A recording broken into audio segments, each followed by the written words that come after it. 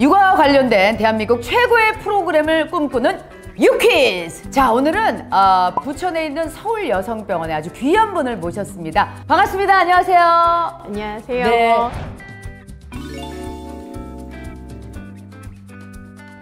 저희가 이 프로그램을 만든 이유가, 유퀴즈를 만든 이유가 육아 정보들 중에 이제 잘못된 그런 속설이라던가 육아 정보들이 있어서 그걸 좀 바로 잡고자 저희가 이 프로그램을 만들었거든요. 네, 저기 전공은 산과 전공입니다. 네, 산부인과. 네. 그러면 아이를 지금까지 뭐 한 몇 명 정도 받으신 것 같으세요? 세본 적은 없어서요. 네네. 제가 그래도 한 경력이 10년 이상 되니까 예. 네. 굉장히 많죠? 많았던 걸로 기억이 됩니다. 네. 어쨌든 그러니까 좀 도움이 되는 과를 하고 싶었던 생각이 있고요. 네. 근데 이제 그 중에서도 또 조금 산부인과는 이렇게 조금 과의 특수성이 있다고 하면 되게 뭐 아프고 힘들어서 오시는 분보다는 되게 좋아서 오시는 분들이 많거든요. 그렇죠. 네. 아이의 탄생을. 그렇죠. 네. 일을 하면서도 네. 저한테도 되게 긍정적으로 많이 좋은 기운들이 충전이 되는 것 같아요. 네. 자, 그러면 이제 저희가 본격적인 질문을 한번 드려보도록 하겠습니다. 뭐 당연히 임신 중에 저희가 주의해야 될 것들이 상당히 많잖아요.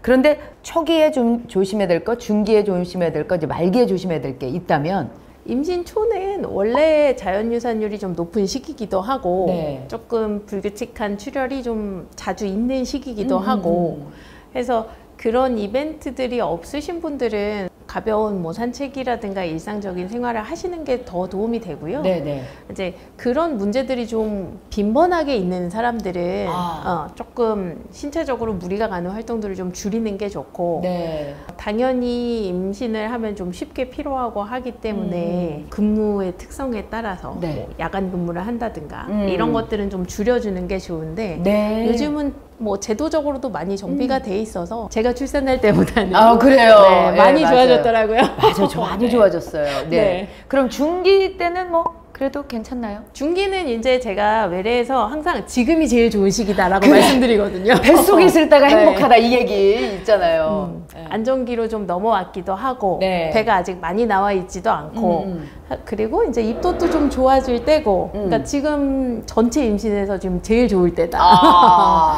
지금 할 수 있는 걸 다 누리시고 여행도 다니고. 네. 네. 뭐 물론 이제 경부기비가 짧거나 뭐 전치 태반이시거나 하신 분들은 뭐 장거리 여행이나 해외여행을 권하지는 않지만 네. 이제 그런 문제들이 없으신 분들은 그냥 지금이 내 임신 기간 중에 제일 편할 때, 편하고 좋을 때다라고 생각하시면 될 것 같아요. 네. 자, 그러면 이제 말기로 갑니다. 말기에 좀 주의해야 될 점. 말기는 뭐 모든 게 다 불편한 시기죠.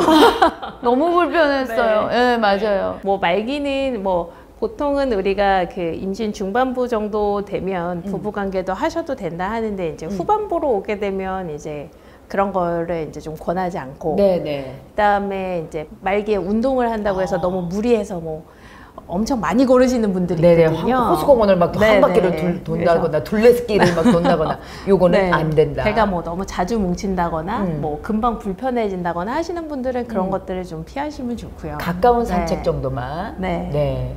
임신 중에 저희가 검사할 게 뭐 여러 가지가 있잖아요. 예. 그런데 이제 특히 어떤 검사는 정말 좀 필수적으로 해야 된다.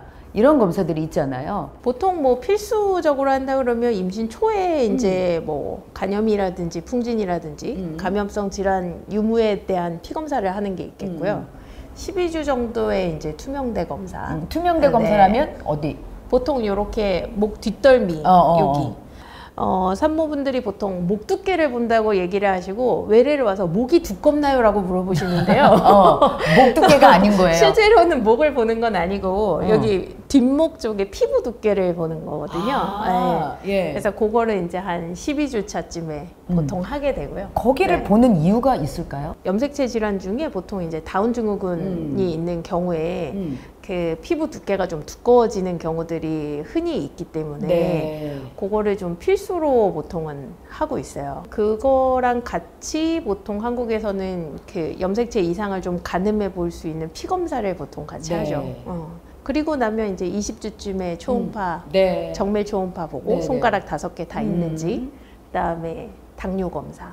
그 정도 하면은 이제 큰 피 검사들은 다 끝나는 거라고 보시면 돼요. 저도 그때 아마 목 투명도인가 그 검사를 하면서 뭐가 좀 수치가 그래서 저 배에다가 직접 네네. 예 양수를 빼내서 네네. 검사를 했었거든요. 네. 목 투명대가 이상하면 이제 뭐 염색체 검사를 하든 육모막 검사를 하든 그러니까 염색체를 직접 볼 수 있는 육모막 검사나 양수 검사를 하게 되는 거고 네. 목 투명대가 괜찮으면 네. 정상이면 이제 그 다음에는 보통 산모분들의 생각이 중요한데 네. 어떤 분들은 뭐 나는 목 투명대 괜찮으니까 검사 그만할 거야. 네. 이것만 하시는 분들도 있고요. 네. 그 다음에 나는 이거 아무리 괜찮아도 너무 걱정이 돼. 이렇게 생각을 하시면 뭐 추가적으로 피 검사들을 더 여러 가지를 하는 경우들도 있고 네. 딱 정답이랄 만한 문제는 아닌 것 같고요. 네네. 그러면 이제 추천을 만약에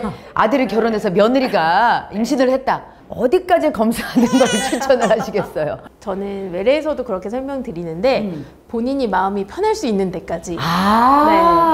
그냥 선생님이 뭐 여기까지는 안 하셔도 될 것 같은데 근데 본인이 집에 가서 아니야. 이러면은 이제 그냥 마음 편하게 해야죠. 네. 네. 내가 12주에 검사를 했는데 난 40주까지 발을 못 피고 잘 것 같다. 그러면 더 정확한 검사를 해야죠. 네. 알겠습니다. 네. 저기 다음 질문. 임신성 당뇨가 생기는 이유와 그리고 이제 그걸 어떻게 잘 극복할 수 있는 건지. 일단은 임신성 당뇨가 생기는 원인은 그냥 아주 단순하게 네. 임신을 한 것 때문에 생기는 거거든요. 그래요? 네. 아기를 좀 잘 키워주기 위해서 태반도 같이 자라게 되는데 거기서 이제 나오는 호르몬들이 내 몸에 인슐린을 좀 일을 못하게 만드는 효과가 있어요. 예. 네. 그래서 이제 원래 내가 인슐린을 뭐 10만큼 임신 전에 만들어내고 갖고 있었다면 걔를 가지고 혈당을 조절하는 게 충분했는데 임신을 하면 방해하는 애들이 막 나오니까 여전히 나는 10을 만들지만 얘네들이 한 5만큼밖에 일을 못하니까 그러니까 혈당을 조절하는 능력이 좀 떨어지게 되는 거거든요. 네네. 그래서 외래에 오실 때도 많이들 물어보시거든요. 어떻게 하면 임당이 안 생기나요? 그렇죠. 네. 그런 방법은 없다고 말씀드리거든요. 그런 방법은 없고 그냥 생겼을 때 정상 범위로 잘 조절하면 된다라고 생각을 하시면 될 것 같아요. 그렇군요. 네. 근데 많은 분들께서 저도 산모일 때 임신성 당뇨는 뚱뚱해서 그렇다. 네네. 그냥 많이 먹으니까. 뭐 영향이 있죠. 네, 영향이 없지는 않은데 그러면 마른 사람은 안 생기냐 하면 그렇진 않거든요. 그래요? 네. 임신성 당뇨가 걸려도 태아나 산모에 뭐 큰 영향은 없는 건가요? 그러니까 당연히 조절이 잘 안 되게 되면 뭐 아기가 체격이 너무 큰다든가 오히려 뭐 너무 잘 안 자란다든가 뭐 아니면 뭐 조산이라든지 뭐 임신 중독증이라든지 뭔가 임신에 관련된 문제들이 생길 확률이 올라가는 건 맞는데 네. 이제 중요한 거는 정상 범위로 잘 조절이 되면 그런 문제들이 크게 발생하지 않고 지나갈 수 있다는 거죠. 네. 그렇군요. 예, 그래서 임신성 당뇨가 생기더라도 크게 염려하실 필요는 없다. 네, 조절하는데 이제 노력을 해야 노력을 된다. 하면 된다. 네. 저희가 아까 이제 임신 초기, 중기, 말기로 이제 가면 이제 배가 너무 많이 불러오니까 잠자는 게 정말 힘들거든요. 네. 그래서 제가 막달에 소원이 뭐냐 그래서 엎드려 잡았으면 좋겠어. 그래서 뚫린 침대 한번 구해봐봐. 그랬더니 얼굴 뚫리는 침대는 있는데 배 뚫린 침대는 없다고. 그 얘기를 했거든요. 그래도 말기에 아이 산모 좀 편안하게 잘 수 있는 수면 자세 이런 게 있을까요? 네, 아까도 말씀드렸지만 임신 막달은 사실 뭘 해도 불편하거든요. 그렇죠. 어떻게 자도 불편한데 그런 인터넷에 보면 왼쪽으로 누워서 주무세요. 네. 이런 것들이 많이 써 있거든요. 위가 이렇게 돼 있으니까 네, 뭐. 네. 예. 여러 가지 뭐 이유들이 써 있는데 큰 이유는 이제 우리 몸에 이제 가장 피를 많이 보내주는 혈관이 이렇게 등뼈를 따라서 이렇게 일자로 있는데 아기가 이제 점점 커지고 무거워지니까 똑바로 누우면 점점 눌리겠죠. 무거운 게 누르는 거죠. 무거운 게 눌리니까 그러면 이제 피도 안 통하고 다리도 저리고 숨도 차고 여러 가지. 막달에는 사실 똑바로 눕고 싶어도 누울 수가 없어요. 숨이 차기 때문에. 그래서 이제 약간 옆으로 누워서 자는 건데 그러면 이제 꼭 왼쪽으로 누워야 되냐 이걸 또 궁금해 하시거든요. 그 실제로 물어보시는 분들도 있어요. 전 자꾸 오른쪽으로 자다가 눕는데 괜찮나요? 이런 거 물어보시거든요.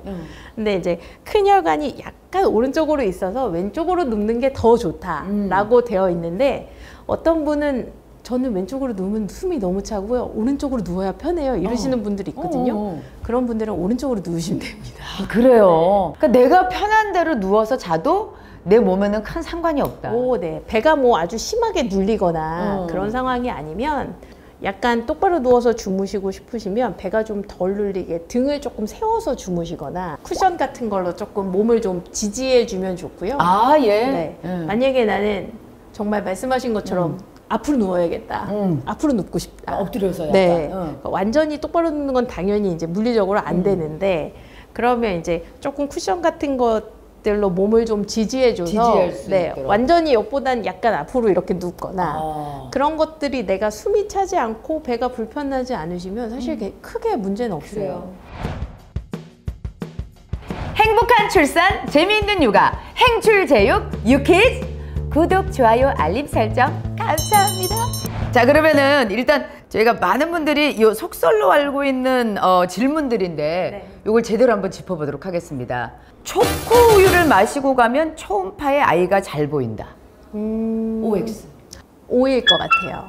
그래요? 보통은 이제 엄마가 먹으면 그거를 이제 탯줄로 연결이 돼 있으니까 아기도 같이 영향을 받는데 그러니까 초코우유가 그냥 대표적인 음식으로 얘기를 하시는 거고요. 네네. 보통 엄마가 뭐 음식을 먹거나 당이 높은 뭔가를 먹으면 달달한 거? 네네. 아기한테도 전달이 되거든요. 그래요? 그러면 보통은 사람이 밥을 굶고 있을 때보다 밥을 막 먹으면 움직임이 많아지겠죠. 아, 예. 그런 것처럼 아기들도 엄마한테서 뭔가 영양분이 공급이 되면 움직임이 조금 더 활발해지는 경향이 많거든요. 그렇구나. 자, 그럼 다음 질문. 임신 중 콜라 먹으면 아기 피부가 까맣게 된다. 자, OX. X죠. X. 네. 아, 그렇죠. 전혀 상관없습니다. 전혀 상관없죠. 네. 임신 중 고기가 땡기면 아들, 과일이 땡기면 딸. X. X. 네. 전혀 상관없죠. 뭐 주변에 보시면 뭐 여자분이신데 고기 좋아하시는 분들도 있고, 네, 딸을 가져도 남자분이신데 입 짧은 사람도 있고, 그래서 성별이랑은 크게 연관이 없다. 없다. 네, 없다. 알겠습니다. 자, 그러면은 우리 시청자분들께 드리는 퀴즈 하나 내주실까요? 유퀴즈? 예스. 문제 드립니다. 오늘 방송을 통해서 임신성 당뇨에 대해서 말씀드렸었는데요. 임신성 당뇨는 날씬하면 안 생길까요? 네. 자, 질문은 임신됐을 때 날씬하면 임신성 당뇨가 안 생긴다. 예, 요겁니다. 자, 여러분들 밑에 댓글창에 정답 올려주시면 몇 분 선정해서 저희가 선물 드리도록 하겠습니다. 자, 오늘 저희가 행복한 육아, 재미있는 육아를 추구하고 있거든요. 예, 그래서 이 프로그램을 만들었습니다. 제가 행복한 육아, 재미있는 육아 그러면 행육, 제육, 유키즈 이렇게 외치고 마무리해 보도록 하겠습니다. 행복한 육아, 재미있는 육아, 행육, 제육, 유키즈! 쳤어야 되나 봐요. 됐죠? 네, 아유, 수고하셨습니다.